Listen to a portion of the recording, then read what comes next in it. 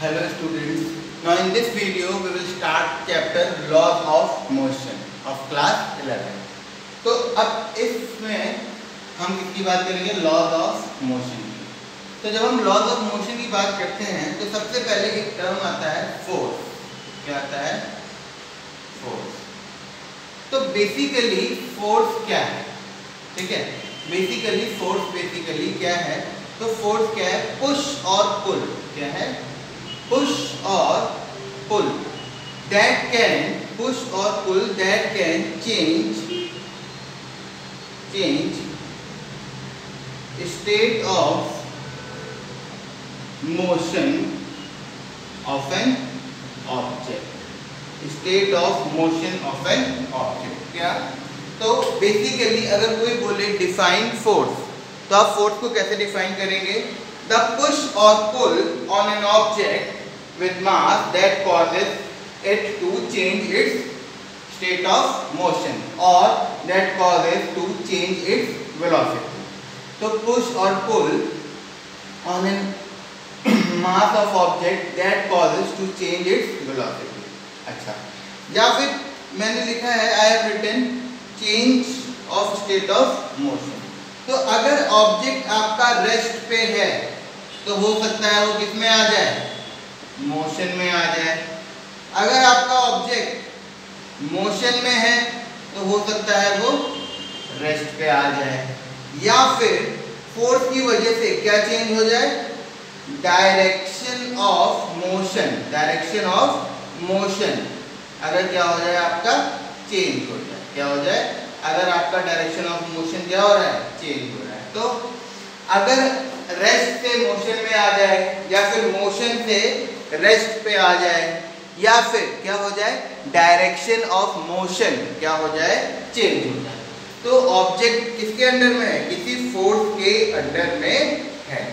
ठीक है, तो बेसिकली फोर्स क्या है? एक एक्सटर्नल एजेंट है। क्या है? एक्सटर्नल एजेंट है। या force external agent capable of changing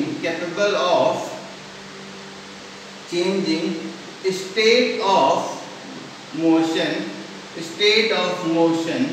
of an object.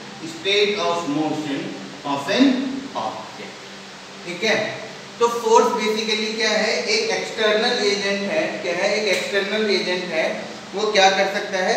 State of motion को चेंज कर सकता है ऑब्जेक्ट के। अगर आपका ऑब्जेक्ट रेस्ट में है तो उसको मोशन में ला सकता है, मोशन में है तो रेस्ट में ला सकता है, और उसकी डायरेक्शन को भी चेंज कर सकता है। ठीक है, मोशन में ही। जैसे कि आप क्रिकेट खेल रहे हैं, सपोज बॉल आई, तो बॉल आ रही है तो मोशन में आ रही है। अब आपने बैट से शॉट मारा, तो जब आपने शॉट मारा तो बॉल ऐसे रही थी कि आपने शॉट मारा तो उसको ऐसे डेविएट कर दिया। ठीक है, तो जब आपने फोर्स लगाया तो बॉल की मोशन की डायरेक्शन चेंज हो गई। जैसे फुटबॉल में होता है, एक प्लेयर ने किक किया, सपोज एक प्लेयर ने किक किया फुटबॉल को इधर को, दूसरे प्लेयर ने ऐसे किक कर दिया। तो अब देखिए, पहले यहाँ पे जब बॉल यहाँ पे कैसे थी? रेस्ट पे थी। यहाँ पे बॉल कैसे थी? रेस्ट पे थी। तो एक प्लेयर ने किक किया तो बॉल रेस्ट से किस में आ गई? मोशन में आ गई। किस में आ गई? मोशन में आ गई। अब जब बॉल यहाँ जब जैसे ही पहुंची तो सेकेंड प्लेयर ने क्या किया? बस की डायरेक्शन चेंज कर दी। तो यहाँ पे क्या हुआ? चेंज इन डायरेक्शन हुआ। चेंज इन डायरेक्शन हुआ। ठीक है, अच्छा यहाँ वाला जो प्लेयर है उसने बॉल को क्या कर दिया? रोक लिया, बॉल को रोक लिया। तो यहाँ पे किस पे आ गई बॉल? रेस्ट पे आ गई। तो देखिए, रेस्ट से मोशन में आई, फिर यहाँ पे मोशन में है और यहाँ भी मोशन में है, बस डायरेक्शन क्या हो गई? चेंज हो गई। फिर इस वाले प्लेयर ने बॉल को रोक लिया तो यहाँ पे रेस्ट पे आ गई। तो यहाँ फोर्स लगा एक बार, तो फोर्स लगने से रेस्ट से मोशन में आ गई। यहाँ पे जो फोर्स लगा उससे डायरेक्शन ऑफ मोशन क्या हो गया? चेंज हो गया। और यहाँ पे जब फोर्स लगा तो मोशन से किस में आ गई? रेस्ट में आ गई। ठीक है, तो यहाँ पे 3 पॉइंट पे फोर्स लगा है और तीनों ही केस में अलग अलग चीजें हो रही हैं। पहले केस में रेस्ट से मोशन में आई, सेकंड प्लेयर ने जब बॉल के ऊपर एक्शन लिया तो उसके मोशन की डायरेक्शन चेंज हो गई, और जब थर्ड प्लेयर ने फोर्स लगाया तो क्या हुआ? मोशन से रेस्ट में आ गई। ठीक है, तो बेसिकली फोर्स कैसी क्वांटिटी है? फोर्स कैसी क्वांटिटी है? वेक्टर क्वांटिटी है। कैसी क्वांटिटी है? Vector quantity. फोर्स कौन सी क्वांटिटी है? वेक्टर क्वांटिटी है। ठीक है, तो इसमें क्या होता है? डायरेक्शन भी होता है एंड मैग्नीट्यूड भी होता है, और मैग्नीट्यूड भी होता है। फोर्स में क्या होता है? डायरेक्शन भी होता है और मैग्नीट्यूड भी होता है। और फोर्स कौन सी क्वांटिटी है हमारी? फोर्स वेक्टर क्वांटिटी है। अच्छा, एसआई यूनिट ऑफ फोर्स क्या होती है? SI unit of force is Newton. क्या है? Newton, that is an. तो आपको जो लॉज ऑफ मोशन है वो एक्चुअली क्या है? न्यूटन लॉ ऑफ मोशन है। तो जो फोर्स की यूनिट है उन्हीं के नाम पे है, फोर्स की जो यूनिट है उन्हीं के नाम पे है, दैट इज न्यूटन। तो एसआई यूनिट ऑफ फोर्स जो है वो क्या है? न्यूटन। ठीक है, तो ये हमारा क्या हो गया? फोर्स हो गया। ठीक है, ये हमने थोड़ा सा अभी फोर्स के बारे में इंट्रोडक्शन पढ़ लिया। ठीक है, अच्छा, अब एक टर्म होता है हमारा मास। ठीक है, तो मास बेसिकली क्या होता है? क्वांटिटी। कैसी quantity? Content of the body. Mass basically क्या होता है? मास, अगर कोई पूछे व्हाट इज मास, तो मास क्या है? Content of the object. ठीक है, कंटेंट ऑफ द ऑब्जेक्ट। अच्छा, ये कैसी क्वांटिटी है?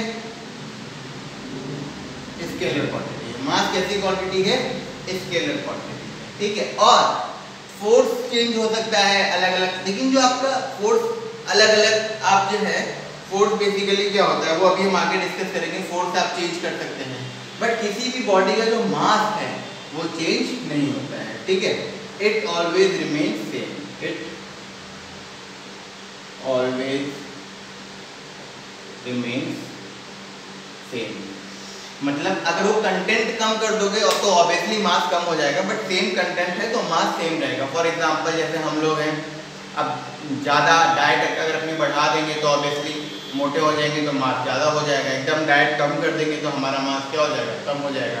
क्यों? क्योंकि कंटेंट क्या हो गया? कम हो गया। ठीक है, तो कंटेंट ऑफ द बॉडी या फिर content of the object basically क्या होता है? मास। हाँ, और मास की जो एसआई यूनिट है, मास की जो एसआई यूनिट है वो क्या होती है? KG. SI unit of mass is KG, that is kilogram. Mass की एसआई यूनिट क्या होती है? किलोग्राम होती है। ठीक है, अच्छा, अब हमारा एक टर्म होता है पॉइंट मास। हम बेसिकली क्या बोलते हैं, जब हम इस चैप्टर को पढ़ेंगे तो एक टर्म हम कई बार यूज करेंगे, पॉइंट मास। तो देखो, पॉइंट मास क्या होता है? जब कोई भी ऑब्जेक्ट अपनी डायमेंशन से बहुत ज़्यादा डिस्टेंस ट्रेवल करता है तो उस मास को हम क्या कंसीडर करते हैं? Point mass. जैसे कि क्वेश्चन आ सकता है, क्या ट्रेन को हम पॉइंट मास कंसीडर कर सकते हैं? तो I will say yes, consider कर सकते हैं। अब सपोज कोई ट्रेन है, मान लो 40 मीटर की ट्रेन है, 40 मीटर लंबी ट्रेन है। हाँ, अब वो डिस्टेंस कवर कर रही है 4000 किलोमीटर, मतलब कि 4000 इंटू 1000। ठीक है, तो अगर वो इतने मीटर की डिस्टेंस कवर कर रही है तो इसके कंपैरिजन में 40 मीटर क्या हो गया? एक छोटा सा पॉइंट ही तो हो गया। एक छोटा सा क्या हो गया? पॉइंट हो गया। तो हम क्या कह सकते हैं? An object can be considered as a point object if during motion in a given time it covers distance much greater than its own size. ठीक है, क्या पॉइंट मास हम क्या कह सकते हैं? क्या? if distance covered by an object is much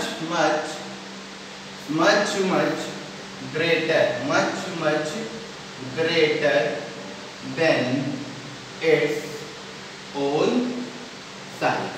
ठीक है, अब यही ट्रेन अगर केवल 100 मीटर का डिस्टेंस कवर करती है तो उसे हम इसको पॉइंट मास कंसीडर नहीं करेंगे। इसको हम पॉइंट मास कंसीडर तब ही करेंगे जब जो इसने डिस्टेंस कवर करी है वो इसके साइज से बहुत ज्यादा बड़ी है। इसके size, distance covered by an object is much greater than its own size. किसका size? That is size of the object, ठीक है, साइज ऑफ द ऑब्जेक्ट, ठीक है। अच्छा, और कोई ऑब्जेक्ट है, अगर उसकी डायमेंशन 0 है ना, या फिर क्या, object with 0 dimension, object with 0 dimension is considered as point mass, ठीक है। कोई भी ऑब्जेक्ट अगर उसकी डायमेंशन 0 तो होती नहीं है, अब जैसे इतना छोटा कोई ऑब्जेक्ट है, इतना छोटा कोई ऑब्जेक्ट है, ठीक है, तो अब बहुत कम डायमेंशन है, इसका सर्कमफ्रेंस निकालना पॉसिबल नहीं है, हाँ, इसका रेडियस भी निकालना पॉसिबल नहीं है। हालांकि हम लोग तो एटम का भी रेडियस निकाल सकते हैं, you can say that, but ऐसे without microscope and all those things, बिना स्पेक्ट्रोस्कोपी के हम इसका इतनी जल्दी रेडियस और सर्कमफ्रेंस वगैरह नहीं निकाल सकते। तो इसका जो डायमेंशन है वो अप्रॉक्सीमेटली इक्वल टू 0 है, तो इसको हम क्या कंसीडर कर सकते हैं? पॉइंट मास कंसीडर कर सकते हैं, ठीक है। तो ये हमारा क्या हो गया? पॉइंट मास हो गया, ठीक है। अच्छा, एक चीज और है, पॉइंट मास जो है एक कॉन्सेप्ट है। कैसा कॉन्सेप्ट है? मैथमेटिकल कॉन्सेप्ट है। क्यों? क्योंकि ये देखिए, जैसे ट्रेन है, ये कोई पॉइंट तो है नहीं, 40 मीटर लंबी ट्रेन है ऑब्वियसली, बट इसके कंपैरिजन में इसको हम क्या मान लेते हैं? एज अ पॉइंट कंसीडर करते हैं। तो इस डिस्टेंस के कंपैरिजन में हम 40 मीटर को नेग्लेक्ट कर देते हैं। तो जब हम नेग्लेक्ट कर देते हैं इस डिस्टेंस के कंपैरिजन में 40 मीटर को हम क्या कर देते हैं? नेग्लेक्ट कर देते हैं। तो जब हम 40 मीटर को नेग्लेक्ट कर देते हैं तो इसको हम मान लेते हैं एज अ पॉइंट मास। तो बेसिकली पॉइंट मास क्या है? कुछ नहीं है, ये बस एक मैथमेटिकल कॉन्सेप्ट है, ठीक है। तो ये तो हमारी होगी थोड़ी सी बात पॉइंट मास को लेके। Okay, now let us move on to a term called inertia. Inertia basically कोई क्वांटिटी नहीं है। इनर्शिया क्या है? एक प्रॉपर्टी है। क्या है? इनर्शिया। तो अब बेसिकली क्या है इनर्शिया? क्या है इनर्शिया? क्या है?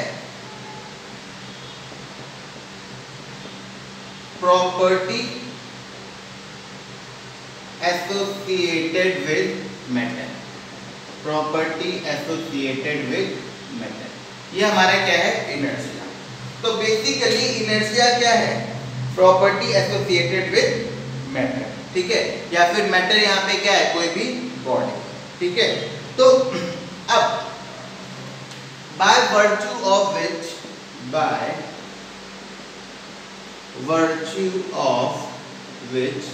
it resists the change। क्या? by virtue of which it resists the change। तो इनर्शिया क्या है? एक प्रॉपर्टी है एसोसिएटेड विद बॉडी या फिर matter, by virtue of which it resists the change। वो बॉडी चेंज को रेजिस्ट करेगी। अब नाउ द क्वेश्चन इज, कौन से चेंज को रेजिस्ट करेगी? तो क्या रेजिस्ट करेगी? अगर बॉडी रेस्ट पे है, if object is at rest, तो इफ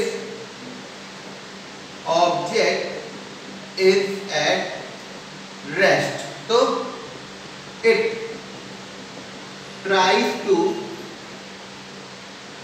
रिमेन एट रेस्ट।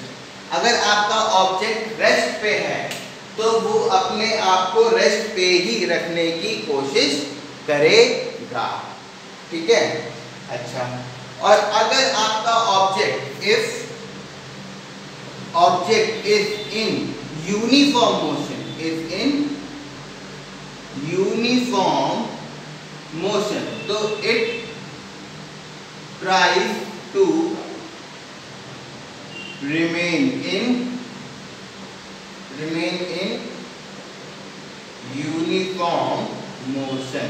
ये याद रखना, मोशन मत लिखना, यूनिफॉर्म मोशन। अगर ऑब्जेक्ट रेस्ट पे है, देखिए अगर ऑब्जेक्ट रेस्ट पे है एकदम, ठीक है, जब ऑब्जेक्ट एकदम से रेस्ट पे है तो उस केस में वो रेस्ट पे, जैसे ये पेन ऐसे रखा हुआ है, तो ये पेन कहाँ पे है?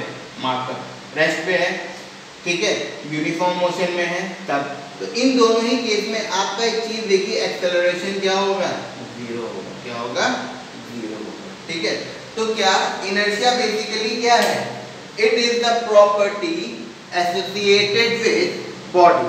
ठीक है, it is a property associated with body by virtue of which, ठीक है, by virtue of which they can not change their state of rest और uniform motion along a straight line by their own is called inertia, is called inertia. ठीक है,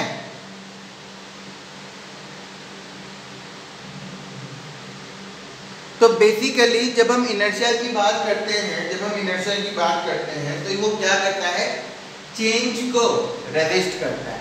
ठीक है, अगर body rest पे है तो वो अपने आप को रेस्ट में ही रखने की कोशिश करेगी, और अगर आपकी बॉडी यूनिफॉर्म मोशन में है लेकिन स्ट्रेट लाइन में, क्यों, क्योंकि अगर सर्कुलर मोशन है ना तो यूनिफॉर्म तो है, लेकिन इस केस में अगर हमने पीछे पढ़ा है, अगर सर्कुलर मोशन में कोई ऑब्जेक्ट ऐसे घूम रहा है सर्कुलर मोशन में, तो ये यूनिफॉर्म मोशन तो है, बट यहाँ पे एक्सेलरेशन जीरो नहीं है।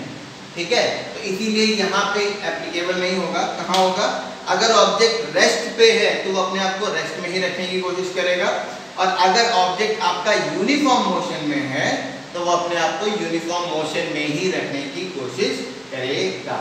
ये इनर्शिया है। अच्छा, इनर्शिया ये किस पे डिपेंड करती है, it depends on mass. Simply ये किस पे डिपेंड करती है, मास पे डिपेंड करती है। जितना ज्यादा मास उतना ही ज्यादा इनर्शिया, जितना ज्यादा मास उतना ही ज्यादा इनर्शिया। ठीक है, अब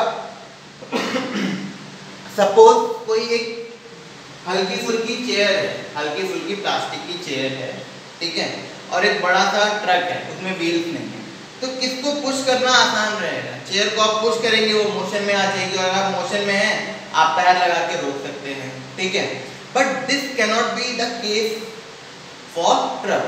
why, because you cannot push the truck and change it state from rest to motion, और if a truck is in uniform motion, you cannot just apply force by your hands and stop it. Okay, तो basically क्या हुआ कि जो chair है उसका मास कम है, तो आप उसकी जो स्टेट ऑफ मोशन है वो आप आराम से चेंज कर सकते हैं, बट ये ट्रक के साथ ऐसा नहीं हो पा रहा है। क्यों, क्योंकि ट्रक का मास बहुत ज्यादा है, तो वो चेंज को आराम से रेजिस्ट कर सकता है। ठीक है, एटलीस्ट उसको उसके अंदर अगर उसका स्टेट ऑफ मोशन को चेंज करना है तो आपको फोर्स क्या करना पड़ेगा, बढ़ाना पड़ेगा। ठीक है, जो आपका एक्सटर्नल फोर्स जो हम लोग पढ़ते थे वो क्या करना पड़ेगा, बढ़ाना पड़ेगा। और किसी चीज का मास कम है तो उसको आप आराम से क्या कर सकते हैं, मूव कर सकते हैं। ठीक है, तो बेसिकली जितना ज्यादा मास है उस बॉडी का इनर्शिया उतना ही ज्यादा है। ठीक है, तो किसी भी बॉडी का अगर मास ज्यादा है तो इसका मतलब उसका इनर्शिया भी क्या है, ज्यादा है। तो जितना ज्यादा मास उतना ही ज्यादा इनर्शिया। ठीक है, जितना कम मास उतना ही कम इनर्शिया। तो बेसिकली हमें क्या पता चला कि इनर्शिया जो है वो कोई फिजिकल क्वांटिटी नहीं है। ठीक है, तो इनर्शिया जो है, inertia it is not a physical quantity, it is not a physical quantity, it is just the property of body which depends on mass, which depends on mass। ये बस क्या है, एक प्रॉपर्टी है बॉडी की जो केवल किस पे डिपेंड करती है, which only depends on mass, जो कि केवल किस पे डिपेंड करती है, मास पे डिपेंड करती है। अब क्योंकि ये फिजिकल क्वांटिटी तो है नहीं, it is not a physical quantity, तो इसीलिए it has no units, it has no units. ठीक है, इसकी कोई यूनिट ही नहीं होती है क्योंकि ये फिजिकल क्वांटिटी है ही नहीं। ठीक है, और ये डायमेंशनलेस होती है, ना ही कोई यूनिट होती है इसकी, ना ही कोई डायमेंशन होते हैं। ठीक है, अच्छा अब अगर दो बॉडी हैं, अगर आपकी दो बॉडी हैं, दोनों का मास क्या है, इक्वल है, तो दोनों का इनर्शिया भी क्या होगा, सेम होगा। दो बॉडीज हैं और उन दोनों बॉडीज का अगर मास क्या है, इक्वल है, तो उनका इनर्शिया भी क्या होगा, इक्वल होगा। उनका इनर्शिया भी क्या होगा, इक्वल होगा। ठीक है, अच्छा अब हम कुछ एग्जांपल्स देख लेते हैं रिगार्डिंग इनर्शिया। इनर्शिया में अब हम कुछ इसके एग्जांपल्स देख लेते हैं जो कि हमारे डेली लाइफ में चलते हैं बहुत ज़्यादा। सपोज ये क्या है, एक बस है, सपोज ये बस है, ठीक है, ये हमारी क्या है, बस, ठीक है, ओके। अब ये इस पे ऐसे लगा हुआ है, अब आप सपोज ये ऐसे आप खड़े हो, ठीक है, आप ऐसे यहाँ पे खड़े हो, ठीक है। अभी बस क्या है, रेस्ट पे है, बस क्या है, रेस्ट पे, बस अभी कैसे है, रेस्ट पे, ठीक है। अब मान लीजिए बस एकदम से चल रही, एक झटके से चल रही है, आपने कई बार महसूस किया होगा। तो देखिए ये जो बॉडी है हमारी, इसको अगर हम ऐसे करके डिवाइड करेंगे, ठीक है, तो ये वाला जो पार्ट है, ये वाला जो पार्ट है, ये वाला जो पे लेग वाला जो पार्ट है, ये क्या है, बस के कांटेक्ट में है, ये वाला पूरा पूरा बस के कांटेक्ट में है। तो जैसे ही बस चलेगी, जैसे ही बस चलेगी तो ये वाला पार्ट आगे को मूव कर जाएगा, बट जो ऊपर वाली बॉडी है ये अभी भी कैसे रह जाएगी, रेस्ट में ही रह जाएगी। तो जब हम ऐसे बढ़ते तो ऐसे ऐसे पीछे को गिरते हैं, ऐसे ये बस चली तो एकदम से ऐसे पीछे को गिरते हैं, है ना। तो अब क्योंकि बॉडी, ये वाला part, upper part of the body, ये किस में है, हमारा रेस्ट में है, और नीचे वाला जब बस जैसे ही चली, ये कांटेक्ट में, ये किस में आ गया, मोशन में आ गया, ये किस में आ गया, मोशन में आ गया। ठीक है, तो अब देखिए क्या होगा आपके साथ, नीचे वाला पार्ट मोशन में आ गया, but upper part of the body किस पे, रेस्ट पे, तो ये आगे बढ़ जाएगा और ये पीछे रह जाएगा, तो इसीलिए हम पीछे की तरफ गिरते हैं। तो ये एक तरीके से क्या हो गया,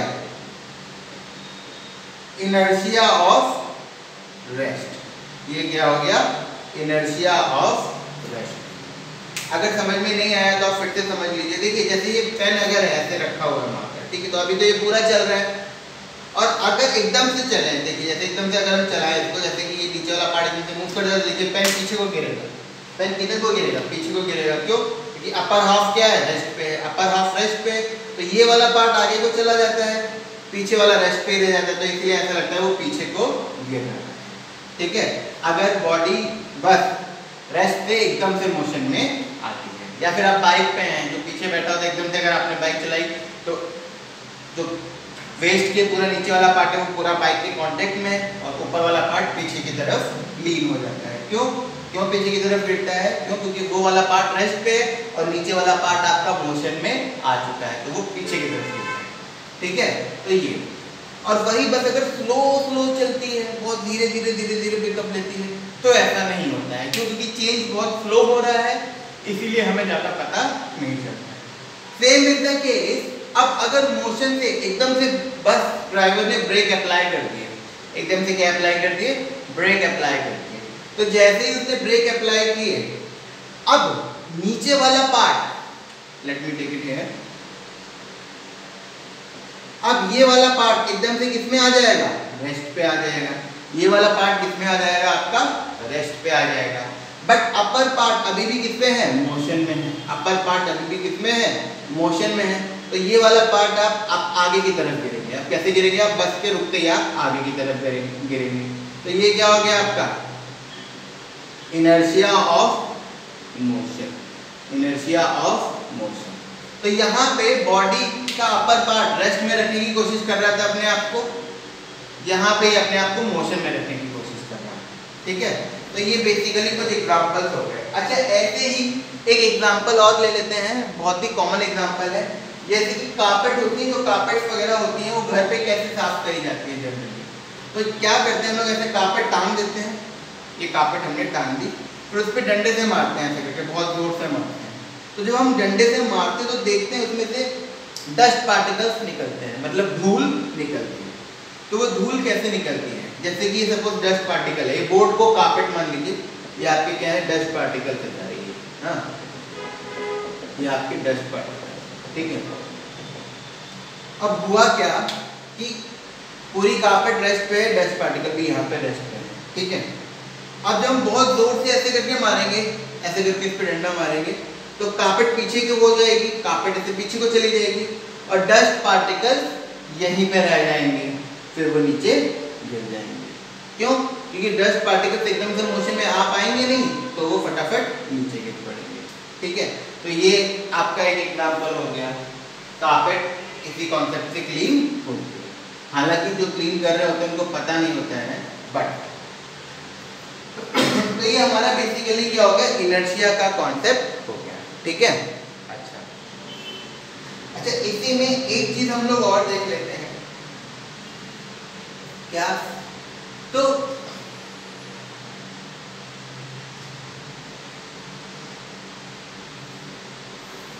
इसमें हम लोग देखेंगे Newton first law of motion. क्या? Newton first law of motion.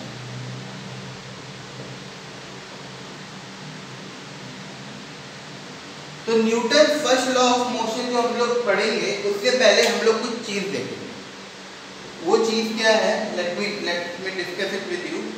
Basically क्या है कि एक एक्सपेरिमेंट किया, ये क्या है, फ्रिक्शनलेस सरफेस है। कैसा सरफेस है? फ्रिक्शनलेस सरफेस है। क्या है? Frictionless surface. इस केस में एक बॉल थी, ठीक है। इस बॉल को ऐसे पुश किया गया, ऐसे करके धक्का दिया गया, suppose with velocity is equal to, ठीक। अब ये बॉल हमेशा चलती रहेगी, तो this ball will never stop, this ball will never stop and will always move with velocity u, ठीक है। अब आप कह सकते हैं कि सर हम लोग जब ऐसे जमीन पे ऐसे करके बॉल फेंकते हैं तो थोड़ी देर बाद वो रुक जाती है, तो जो जमीन की वजह से फ्रिक्शन लगता है, जमीन क्या है, एक फ्रिक्शन लगाती है और वो अपोज करती है, इसीलिए हमारी बॉल रुक जाती है। बट यहाँ पे जो कंडीशन हम ले रहे हैं कि जो जमीन है, जो सरफेस है, वो एकदम फ्रिक्शनलेस है, वो कोई भी अपोजिट फोर्स नहीं लगा रहा है, और जो एयर है, एयर का हम कंसीडर नहीं कर रहे हैं, ठीक है। तो इस केस में जो बॉल है, इस केस में जो बॉल है, जिस वेलोसिटी से आपने उसको पुश किया है, वो हमेशा उसी वेलोसिटी से चलती रहेगी और कभी भी रुकेगी नहीं, ठीक। अच्छा, दूसरी सिचुएशन लीजिए आप, ये है सपोज, हाँ। अब यहाँ पे आपने एक बॉल को बस छोड़ दिया, क्या कर दिया? छोड़ दिया। ये भी फ्रिक्शनलेस है, सारी चीजें क्या है आपकी याद रखना, सब फ्रिक्शनलेस है, ठीक है। तो अब जब यहाँ पे बॉल की वेलोसिटी क्या है, यहाँ पे बॉल की वेलोसिटी क्या है? 0। अब बॉल जब आएगी तो उसकी वेलोसिटी बढ़ेगी बढ़ेगी बढ़ेगी बढ़ेगी, यहाँ से यहाँ तक, ये मान लो ए है, ए पॉइंट क्या है बी, ए से बी तक क्या होगी? वेलोसिटी विल इंक्रीज, ठीक है। अब उसके बाद यहाँ से फिर कांस्टेंट हो जाएगी, यहाँ से फिर वेलोसिटी क्या हो जाएगी? कांस्टेंट हो जाएगी, ठीक है। तो इसका मतलब वेलोसिटी बढ़ रही है, तो यहाँ से यहाँ तक कहीं ना कहीं फोर्स लग रहा है, फोर्स लग रहा है, तो वेलोसिटी क्या हो रही है? बदल रही है। उसके बाद फिर से वेलोसिटी क्या हो गई? जो वेलोसिटी यहाँ मिलेगी उसको, उसी वेलोसिटी से हमेशा मूव करता रहेगा, फ्रिक्शनलेस, ठीक है। अपोजिट केस ले लो।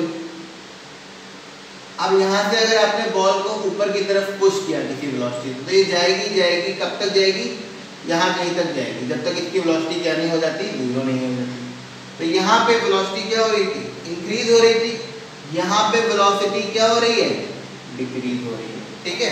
तो इतने पार्ट्स में कहीं ना कहीं फोर्स लग रहा है, क्योंकि वेलोसिटी क्या हो रही है? चेंज हो रही है, वेलोसिटी क्या हो रही है? चेंज हो रही है, ठीक है। अच्छा, एक चीज और थी इसमें, तो अगर फोर्स नहीं है तो उसकी वेलोसिटी चेंज नहीं होगी। अगर 0 है तो वो 0 ही रहेगी, और अगर वो कांस्टेंट मतलब मान लो 10 मीटर पर सेकंड है तो वो हमेशा 10 मीटर पर सेकंड ही रहेगी। लेकिन अगर फोर्स लग रहा है तो उसकी वेलोसिटी क्या होगी, चेंज होगी। तो वेलोसिटी कब चेंज होगी, जब फोर्स लग रहा है, वरना वेलोसिटी चेंज नहीं होगी। ठीक है, अगर रेस्ट पे है तो रेस्ट पे रहेगा, और अगर यूनिफॉर्म मोशन में तो यूनिफॉर्म मोशन में ही रहेगा। अच्छा, एक और एक्सपेरिमेंट किया गया, ये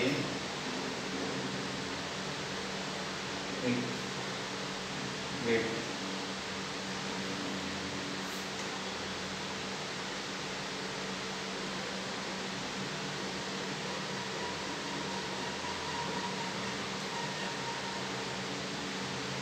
ये 3 आप उन्होंने क्या लिए, कंटेनर टाइप के लिए। ठीक है, तो पहले फर्स्ट वाला देखिए, तीनों फ्रिक्शन लेस है। बॉल उसने यहाँ पे छोड़ी, ठीक है, यहाँ से बॉल छोड़ी तो बॉल कहाँ तक गई, यहाँ से यहाँ तक, यहाँ से यहाँ तक। वेलोसिटी क्या हुई, इंक्रीज हुई। ठीक है, फिर यहाँ से यहाँ तक वेलोसिटी क्या हुई, डिक्रीज हुई। ठीक, और यहाँ पे पहुँच गई, फिर वापस आ गई। ऐसे ऐसे बॉल हमेशा चलती है। ठीक है, सेम यहाँ पे होगा, यहाँ से चली, यहाँ से यहाँ तक क्या हुई, वेलोसिटी इंक्रीज हुई। ठीक है, वेलोसिटी क्या हुई, इंक्रीज हुई। फिर यहाँ से यहाँ तक देखो, ये स्ट्रेट है, यहाँ से यहाँ तक वेलोसिटी में क्या हुआ, नो चेंज। क्या हुआ, नो चेंज। फिर यहाँ से ये यहाँ तक क्या हुई, वेलोसिटी डिक्रीज हुई। यहाँ से यहाँ तक वेलोसिटी डिक्रीज हुई। ये गई बड़ी बड़ी बड़ी, फिर कांस्टेंट, फिर ऊपर, फिर सेम प्रोसेस ऐसे ये चलता है। अच्छा, इस केस में यहाँ से यहाँ तक वेलोसिटी क्या हुई, इंक्रीज हुई। फिर ये हमेशा कांस्टेंट वेलोसिटी से मूव करेगा फॉर एवर, ऐसे ही मूव करता रहेगा। क्यों, क्योंकि कहीं ऊपर जाने का ही नहीं है। क्या नहीं है, देखो बॉल यहाँ से चली, कब तक चल रही है, सपोज ये हाइट कितनी है h, जब तक वो सेम हाइट तक नहीं पहुंच रही थी तब तक बॉल मोशन में थी। जब उस हाइट तक पहुंच गई वो रुक गई, फिर वापस। सेम केस यहाँ पे। ठीक, अब यहाँ पे जो डिस्टेंस चली वो बहुत थोड़ी सी चली, क्योंकि इतने में ही यहाँ से यहाँ तक चलने में उसको वो हाइट मिल गई। अच्छा, इस केस में सेम हाइट एक्वायर करने के लिए उसको ज्यादा चलना पड़ा, तो यहाँ पे डिस्टेंस कवर क्या है, कम है।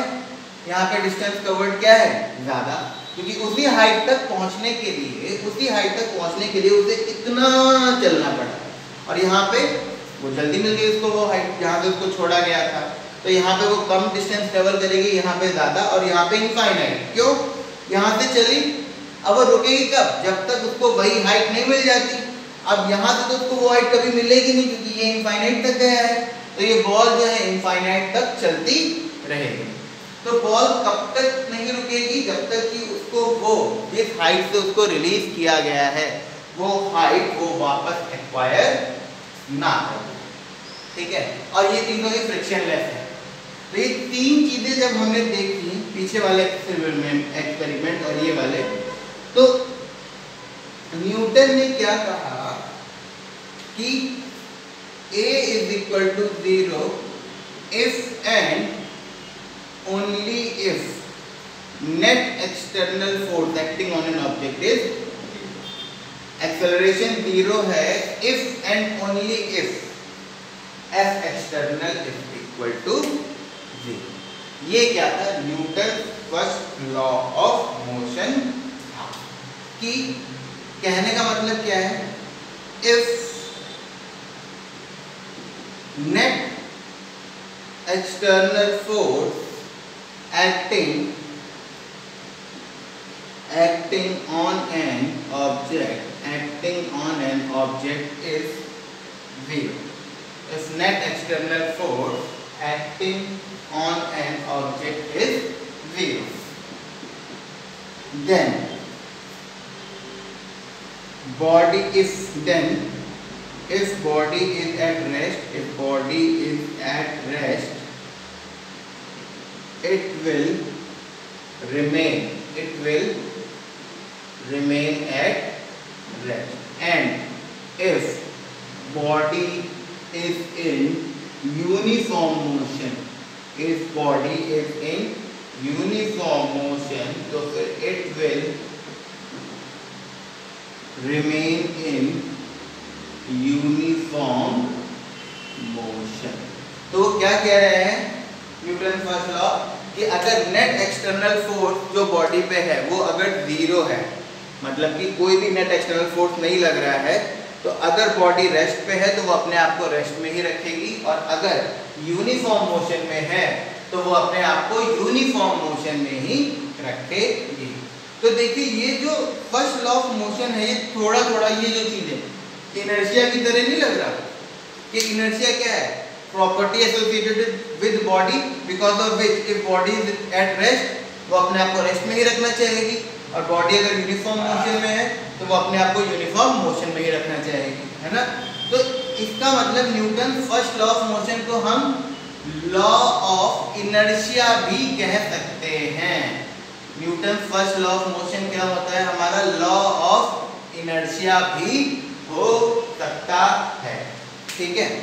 अच्छा, नाउ आपके दिमाग में क्वेश्चन आ रहा होगा आई गेस कि why I am again and again saying external force. Basically F internal हमेशा जीरो काउंट होता है।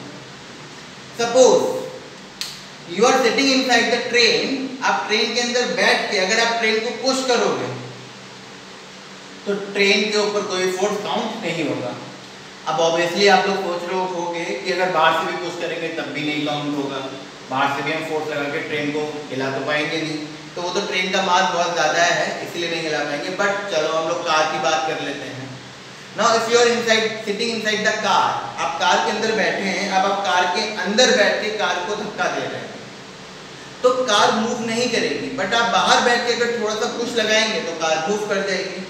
तो जो बॉडी के अंदर अगर आप उस ऑब्जेक्ट के अंदर हैं तब आप फोर्स लगा रहे हैं तो वो फोर्स काउंट नहीं होता है, इसीलिए इंटरनल फोर्स को हम काउंट नहीं करते हैं। एक्सटर्नल फोर्स क्या है कि जब एक बॉडी दूसरी बॉडी पे फोर्स लगाती है, एक बॉडी दूसरी बॉडी पे फोर्स लगाती है।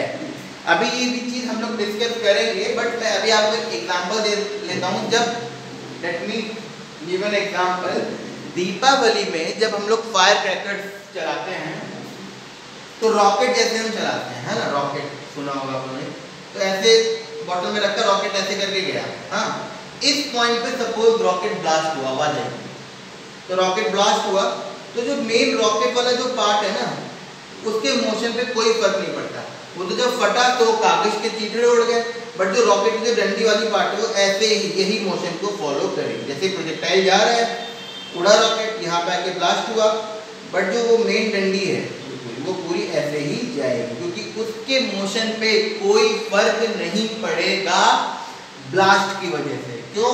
क्योंकि वो ब्लास्ट उसके अंदर हुआ है, वो इंटरनल फोर्स है, ठीक है, तो इसीलिए उसको जीरो ही काउंट किया जाएगा। तो हमेशा याद रखना A is equal to 0 if and only if F external is equal to 0।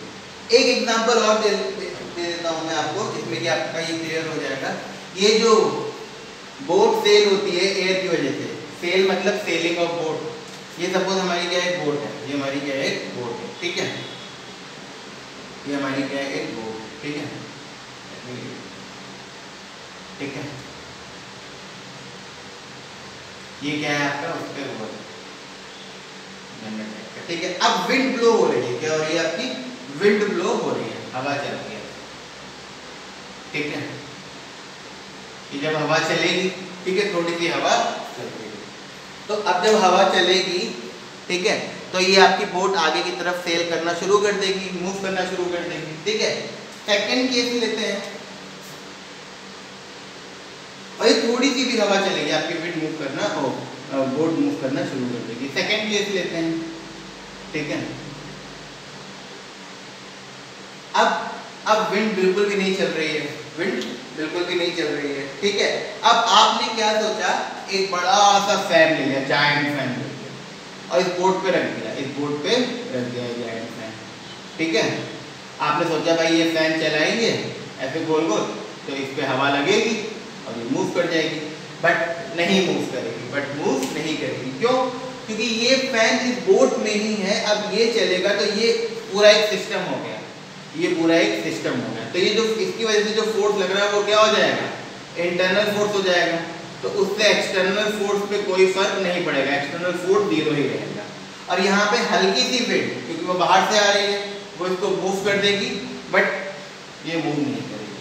यही फैन अगर मान लो इस बोर्ड से मारे, यही फैन अगर हम इस बोर्ड से चलाएं, इस बोर्ड के ऊपर, इस बोर्ड से अगर हम हवा दे रहे हैं तो ये बोर्ड मूव कर जाएगी। क्यों? क्योंकि अब ये दूसरी बॉडी में आ गया है। अब जो ये हवा जा रही है यहाँ से इसके ऊपर, ये क्या हो गया? एक्सटर्नली जा रही है। कैसे जा रही है? एक्सटर्नली जा रही है। अब ये बोर्ड मूव कर जाएगी। तो हमेशा याद रखना है, जो फोर्स है एक्सटर्नल फोर्स ही काउंट होता है, इंटरनल फोर्स आप कितना भी लगा लो वो एज अ जीरो ही काउंट होगा। ठीक है? तो न्यूटन लॉ ऑफ मोशन क्या कह रहा है? A is equal to 0, acceleration of object is 0 if and only if net external force acting on it is 0, या फिर if net external force acting on an object is 0, then if body is at rest it will remain at rest, and if body is in uniform motion it will remain in uniform motion। और Newton first law of motion को हम law of inertia भी कहते हैं। Okay, तो ये हमारा first video complete हुआ है। अब नेक्स्ट वीडियो में we will discuss about Newton's second law of motion, momentum and all those things। ठीक है।